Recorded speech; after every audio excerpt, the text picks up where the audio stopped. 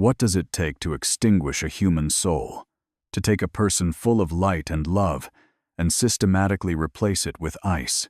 For 35-year-old Janet Miles, the answer was 9 years.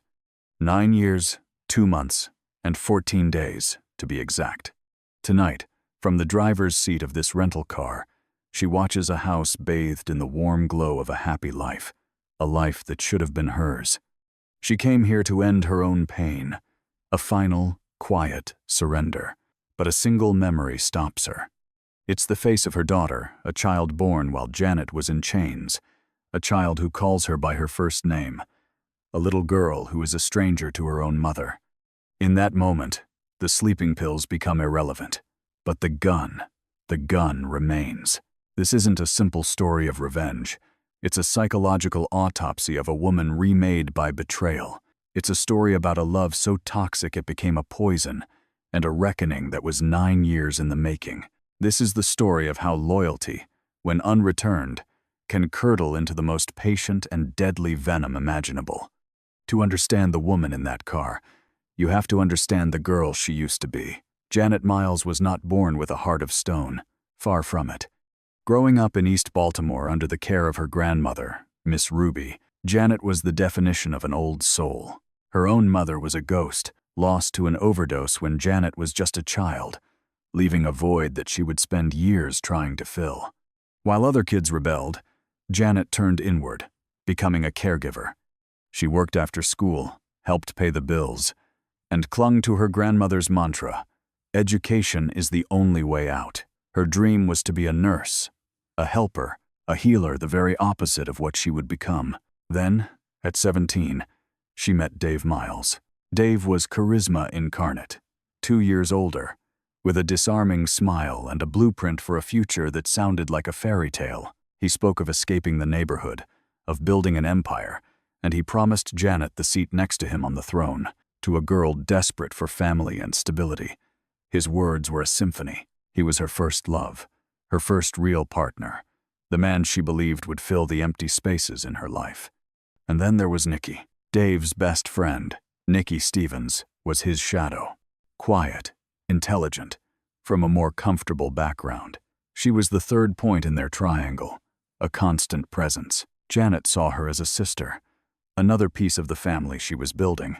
She never noticed Nikki's watchful eyes, the way she studied Janet's every move, her every vulnerability. Looking back, Janet would realize she wasn't just being watched, she was being cataloged. Janet, Dave, and Nikki, a trio bound by friendship, or so Janet thought. But as they dreamed of the future, 2 of them were secretly designing a nightmare, with Janet cast in the starring role. The question was, when would the curtain rise? Every fall from grace begins with a single, justifiable step. For Janet, it started with a conversation in Dave's car. He was charming, persuasive, and he knew exactly which psychological levers to pull. He framed his first criminal proposal not as a crime, but as a clever workaround, a way to work the system. He needed her to return items for store credit without a receipt. It's not really stealing, baby. These huge corporations, they build this loss right into their budget. They expect it and think about it. Just a few returns, and we can finally take that trip to Ocean City. He didn't just sell her a crime, he sold her a shared dream. He targeted her love for him and her desire for the life they planned together. Janet's conscience, instilled by her grandmother, screamed in protest. But Dave's voice was louder. She was taught there were 2 kinds of people, those who earn and those who take. For the love of one man, she was about to switch sides. The first time was terrifying. The second, easier. The third, routine. Janet's sweet, innocent face was the perfect tool. No manager ever suspected the diligent young woman taking night classes to be a key player in a fraud scheme. Dave would boost the merchandise, and Janet, the master of plausible deniability, would convert it to cash. Soon, Nikki joined the operation, and she was a natural. Where Janet was powered by a desperate love, Nikki was powered by something colder, more calculating. She could lie with a placid smile, a skill that unsettled Janet on a primal level. A knot of unease would tighten in Janet's stomach as she watched Dave praise Nikki's flawless deceptions. It wasn't quite jealousy. It was a premonition, a faint, psychic alarm bell warning her that she was becoming replaceable. The money was flowing, Dave was happy, and their shared dream felt closer than ever. She chose to ignore the alarm, a decision that would ultimately cost her everything. Success in the world of small-time crime is a dangerous drug.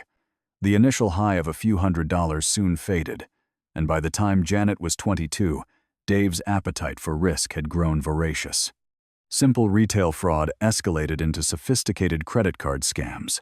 Dave had found an inside man at a restaurant who could duplicate card numbers. Janet's role evolved. She was now the courier, picking up fraudulent cash refunds for phantom takeout orders. With each success, the shoebox under Dave's bed grew heavier with cash. They amassed nearly $15,000, the seed money for their legitimate car detailing business, the light at the end of their criminal tunnel. For Janet, this money was a promise. It was the price of her compromised integrity, but it was also her ticket back to a respectable life. But for Dave, $15,000 wasn't an exit. It was a stepping stone. I know this guy, Big Mike. He needs people for transport. A few runs, we make some real money, and then we're out, gone, for good. Janet knew what product meant. This was the line. The one she had sworn to herself she would never cross. This was trafficking. This was hard time. She refused. But Dave was a master of psychological warfare. He didn't yell. He placated. He reassured. He isolated her. When she asked if Nikki was involved, Dave's face flickered. A momentary coldness flashed in his eyes that she had never seen before. This is about our future. He was severing her from her only ally, ensuring she was completely dependent on him. He promised it was just transportation. She wouldn't have to touch anything. He'd be following right behind her. If anything went wrong, he would be there. It was a lie. A beautiful, devastating lie. And against every screaming instinct in her body, Janet's love for the man and the dream he sold her made her believe it. She agreed to one run. It was the last decision she would ever make as a free woman. The plan was designed for plausible deniability. Pick up a car, drive it to a warehouse, hand a gym bag to a stranger, and drive home. For $500, it felt deceptively simple. Dave had an answer for everything. The car wasn't stolen, the drop was secure, and most importantly, he would be her guardian angel, following her the entire way. The exchange in the D.C. warehouse was anticlimactic. It took less than 5 minutes. A wave of relief washed over Janet as she started the drive back to Baltimore. It was over. It had worked. But then, she saw it. A black sedan, not Dave's car. This one was anonymous, with windows so dark they felt like voids. It clung to her, mirroring her every move. The paranoia was a cold spike in her chest. Then came the lights, the siren, the stop. As officers approached, hands on their weapons, Janet's world dissolved. This wasn't happening. Dave had promised. He was right behind her. He would handle this. But as she was pulled from the car, as they opened the trunk, as they placed her in handcuffs, she frantically scanned the highway behind her. Where was Dave? And then she saw him. About a mile back, parked, watching. He wasn't coming to help. He wasn't panicked. He was simply observing the final phase of his plan. In that moment, the love she felt for him didn't just die. It inverted. She realized she wasn't his partner. She was his sacrifice. The person you believe is your savior can just as easily become the architect of your damnation. Weeks later, in a cold holding cell, she would learn 2 things. First, she was pregnant. Second, she was sentenced to 9 years in federal prison. Dave's betrayal was absolute. He had not only set her up to take the fall, but he had also sentenced his own unborn child to a life without a mother. The Maryland Correctional Institution for Women is not a place for the soft-hearted. It's a crucible designed to burn away your former self, leaving only what is hard enough to survive. Janet Miles entered as a terrified, heartbroken 22-year-old. She would emerge as something else entirely. The early days were a blur of grief, the grief for her lost freedom, and the overwhelming grief for the child growing inside her. 6 months into her sentence, she gave birth to a daughter, Mina. For 24 precious hours, she was a mother. Then they took her away. That scream of primal loss echoed through the cell block, a sound of a soul being torn in two. With her baby gone and her letters to Dave returning unopened, a fragile hope still flickered. Maybe this was all a terrible mistake. And then, the final blow, a letter. But not from Dave. From Nikki. Dear Janet, I wanted to let you know that Dave and I got married last month. He's moved on now. We both have. I hope you can find peace. Peace. The word was an insult. As Janet read those clipped, sterile sentences, something inside her didn't just break. It calcified. The part of her that could love, that could hope, that could forgive, withered and died. That night, she flushed every photo, every memory of Dave down the toilet. The girl who loved too much was gone. In her place, a planner began to stir. Prison became her university. The library became her war room. She obsessively studied the art of revenge, not the hot, passionate kind, but the cold, patient, intricate kind. She befriended a master fraudster named Linda, who taught her the most important lesson of all. Amateurs get their own hands dirty. A professional creates a situation where their enemies destroy themselves. You become a ghost, pulling the strings no one else can see. Janet transformed her body and her mind. She saved every penny from her prison job, building a war chest for her release. The other inmates called her Ice for the chilling lack of emotion she now projected. For 9 years, she nurtured her rage, letting it cool and harden into a perfect, diamond-sharp point. She wasn't just serving time, she was preparing for war. After 9 years, freedom feels less like a release and more like an alien abduction. The world Janet re-entered was a loud, frantic place of smartphones and social media. She was an analog ghost in a digital age. The reunion with her grandmother, Miss Ruby, was a bittersweet shock. The strong woman she remembered was now frail, a testament to the time that had been stolen from them both. And then she met Mina. The baby she held for one day was now a 9-year-old girl with her father's smile and a stranger's eyes. Mina knew of her, but she didn't know her. Janet was a story, a myth, not a mother. Every polite, cautious interaction was a fresh stab of the knife Dave and Nikki had twisted 9 years ago. Re-entry was brutal. A felony record was a closed door on every job application. Reconnecting with her daughter was like trying to bridge a chasm with a single thread. And every night, in the quiet of her grandmother's house, the cold, calculated anger returned. They were out there, living a life built on the foundations of her ruin. She had to find them, not for a confrontation, but for reconnaissance. With $2,847 saved from her prison job and a newfound knowledge of the digital world, Janet went to the public library. It was time to go hunting. In their arrogance, Dave and Nikki had made a critical mistake. They believed they had disposed of their past so completely that they no longer needed to hide. They lived their lives loudly and publicly on social media, a digital monument to their success. It took Janet a week to find them. Dave and Nikki Miles of Glen Burnie, Maryland. Their Facebook profiles were a gallery of Janet's stolen life. Hard work pays off. The hypocrisy was so profound it was almost comical. Dave's only hard work had been mastering the art of manipulation. Janet drank in every detail, every photo, every check-in. She studied their home, their cars, their friends. She learned their routines. Nikki's morning jogs.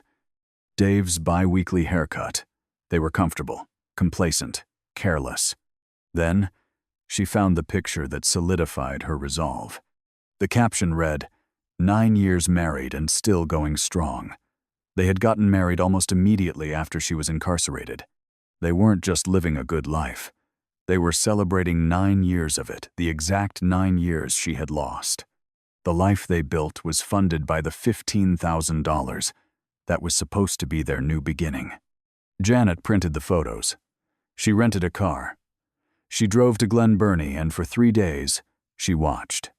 The perfect house, the luxury car, the happy couple. It was a portrait of a perfect life, and Janet was about to become the artist who painted it over in blood red. But first, she needed to find the right brush, and on the 4th day, she found him. Following Dave from his barber, she watched him meet a man for lunch, a man whose face pulled a phantom from her past. His name was Marcus Webb, and he was the one loose end from Dave's criminal life that Janet knew would never be tied off. He was the key. Marcus Webb was a name from the before time, a name Dave had always spoken with a mix of fear and respect. He was a middleman in Baltimore's underworld, a lender, a problem solver. And Dave owed him money, a lot of money, $15,000, from a deal that had gone south years ago. If Marcus ever finds me, I'm a dead man. At the time, Janet had thought he was being dramatic. Now, watching Marcus from across the street, seeing the beads of sweat on Dave's brow even through the diner window, she knew it had been a prophecy. Men like Marcus Webb don't forget debts. They simply let the interest accrue. This was the linchpin of her plan, a plan she had been subconsciously honing for 9 years. Linda's words from prison echoed in her mind. You create a situation where they destroy their own lives. Janet wasn't a killer. Violence was messy, and getting caught was for amateurs. But she could be an architect. She could design a demolition. Marcus Webb was not a tool for her to use. He was a force of nature she could redirect. All she had to do was give him a target, a map, and a reason. The past had finally caught up with Dave Miles, and Janet was about to make sure it devoured him whole. Contacting a man like Marcus Webb required precision. You couldn't just slide into his DMs. But Janet's memory was a weapon, and she remembered Marcus's younger brother, Tony, a man who had also been burned by Dave in the past. She found him at the corner pocket, a pool hall that seemed frozen in time. She didn't waste time. She used their shared history as a key. I'm Janet Miles. I used to run with Dave. I bet your brother is still pretty upset about that. $15,000. Dave never paid back. That name brings back memories. She laid out the bait. Dave was living large in Glen Burnie, trucking company, fancy house, lots of assets. Tony's eyes lit up. But he was cautious. Marcus would want more than an address. That's exactly what I'm giving him, Janet said. The paper contained everything. Dave's address, his schedule, the make and model of his car. But she added one final, poisonous detail, expertly crafted to ensure no one was left standing. She implicated Nikki. She was part of the setup. She married Dave with money that was supposed to go to Marcus.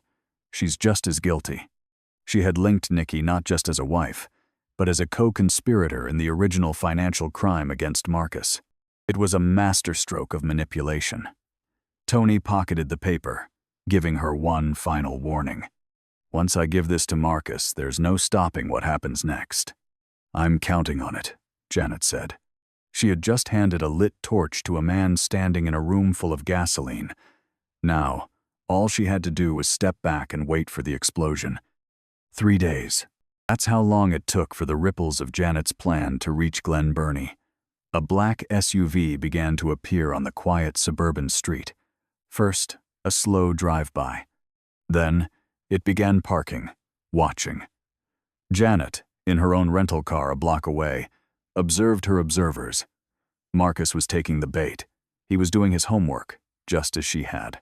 On the 3rd night, the final act began. At 10:30 p.m., 3 men exited the vehicle and moved with practiced efficiency to the rear of the house.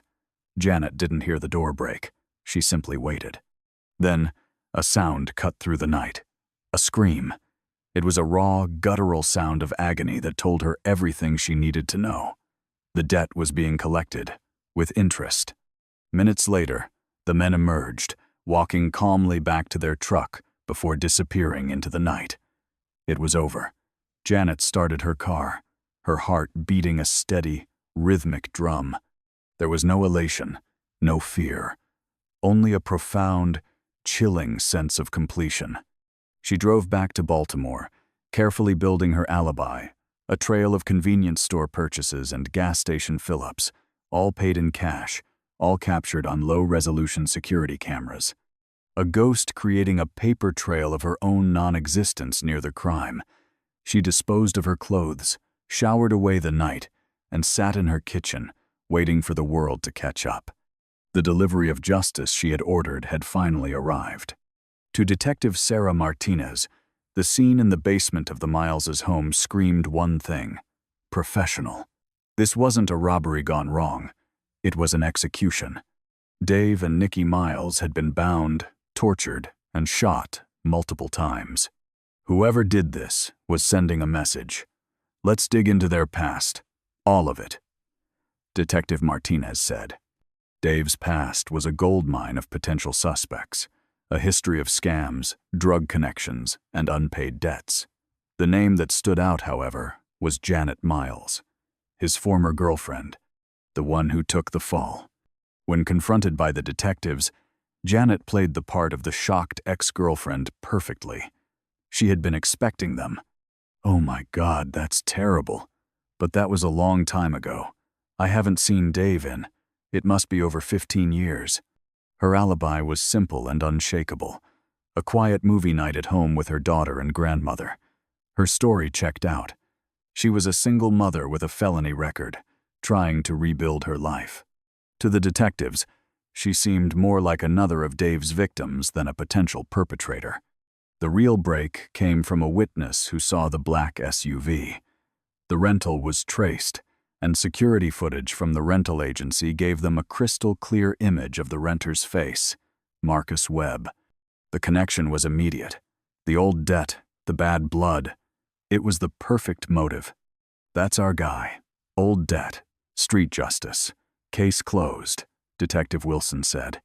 But one question lingered in Detective Martinez's mind. Dave Miles had been hiding in plain sight for 9 years. How did Marcus Webb suddenly find him? Someone had to have given him the location. But with no evidence, and a seemingly clean alibi from Janet, the thread went cold. Marcus Webb was convicted on 2 counts of first-degree murder and sentenced to life without parole. During his interrogation, he admitted to going to the house to collect his $25,000, the principal plus interest. He claimed he found the money in a safe and left.